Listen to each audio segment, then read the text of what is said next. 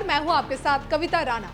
अब की बार पीएम मोदी ने ठाना है भाजपा को 400 पार पहुंचाना है। इन दिनों देखिए यही एक आवाज मोदी विरोधियों के कानों में सबसे ज्यादा चुभ रही है। बैक टू बैक देश में कमर खिला चुके पीएम मोदी को रोकना विपक्षी ताकतों का एकमात्र लक्ष्य बन चुका है और जिसे देखते हुए देश का संत समाज भी एक्टिव हो गया है। तभी तो देखिए पेशे से कथावाचक, आध्यात्मिक गुरु और धर्म रत्न कहे जाने वाले श्री देवकीनंदन ठाकुर महाराज भी 400 पार पर भविष्यवाणी करने से खुद को रोक नहीं पाए।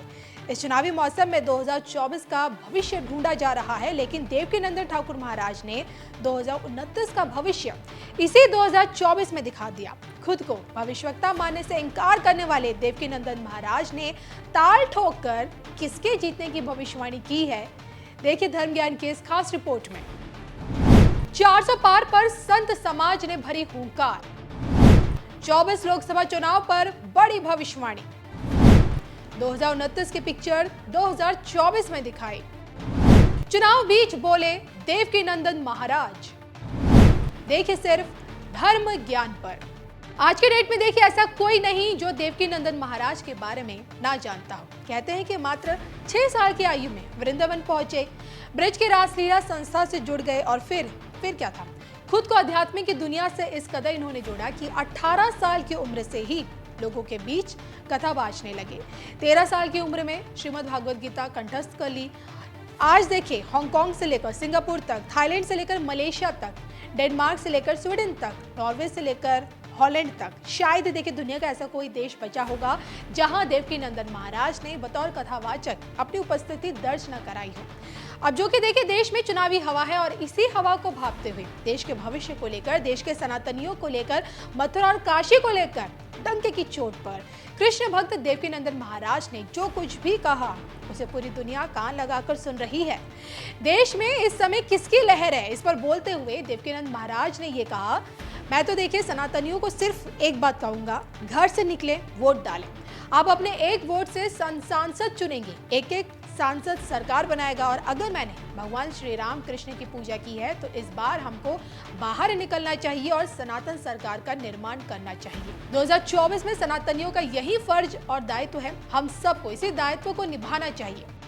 अब देखिए इसके बाद जब ये पूछा गया कि राम मंदिर की चौखट पर ना जाना कांग्रेस के लिए कितना बड़ा नुकसान भरा रहेगा, इस पर भी देवकीनंदन महाराज बोले कि मैं यही कहूंगा कि ये देश राम का है, ये देश कृष्ण का है। सतयुग, त्रेता युग, द्वापर युग और अब कलयुग चल रहा है और इस देश में भगवान का अवतार बार बार होता है। 100 करोड़ सनातनियों की भावनाओं को हम लोग दरकिनार नहीं कर सकते, वो कोई भी पार्टी क्यों ना हो। मैं तो कहता हूं कि अगर आप राम मंदिर के भव्य उद्घाटन में नहीं गए तो बाद में चले जाते, बुराई क्या है, बाद में क्यों नहीं गए।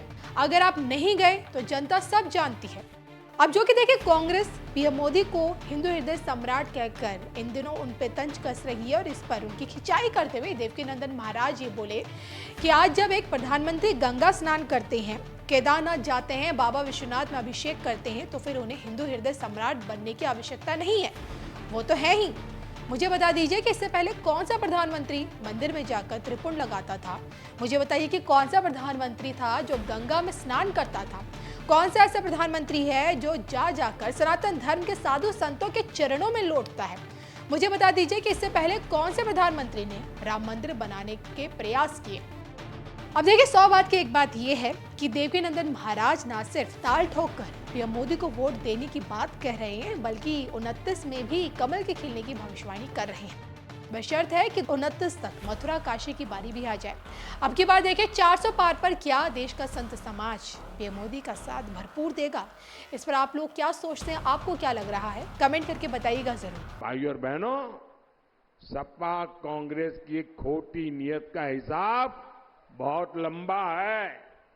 आप याद कीजिए 5 साल पहले कांग्रेस का शाही परिवार चुनाव के समय मंदिर मंदिर घूम रहा था। कोई कहता था इस कोने में मंदिर है, अरे बोलो चलो भाई। कांग्रेस के शहजादे ने तो कोर्ट के ऊपर जनेऊ तक पहन लिया था, लेकिन इस बार मंदिर के दर्शन बंद, कोर्ट के बाहर टंगा जनेऊ उतर गया। इतना ही नहीं, 500 साल बाद एक ऐतिहासिक पल आया।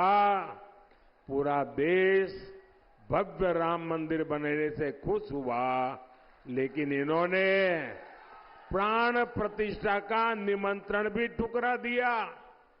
साथियों, इनको तो इतनी नफरत है। अभी मैं द्वारिका जी गया था गुजरात में, और आपको मालूम है, पुरातत्वविद कहते हैं कि भगवान श्री कृष्ण की जो द्वारिका है वो समुद्र के नीचे डूबी हुई है। तो पुरातत्वविदों ने खोज के निकाला है।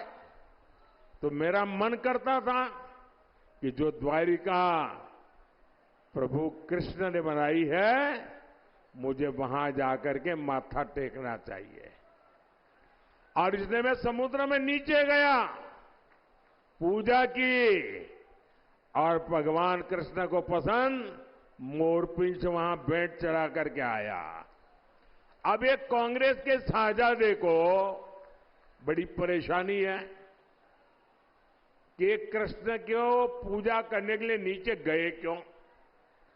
अब मैं ये यहां के सपा वालों को पूछना चाहता हूं, अरे आप तो अपने आप को यदुवंशी कह रहे हो, श्री कृष्ण के वारिस कह रहे हो, और देश का प्रधानमंत्री श्री कृष्ण की पूजा करे, और तुम्हारे अपने साथी उसकी आलोचना करे। अरे तुम काहे को यदुवंशी हो रहे।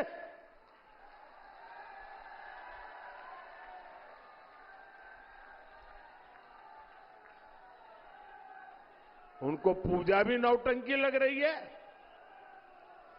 मोदी को गाली देते देते ये लोग भगवान कृष्ण की पूजा तक का अपमान करने लगे हैं, और ये यदुवंशी उनकी आरती उतार रहे हैं।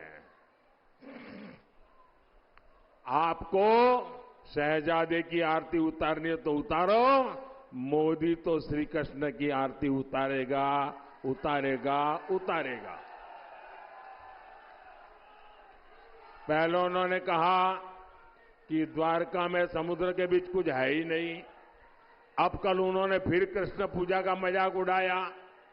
इन्हें आपकी आस्था से कोई मतलब नहीं है।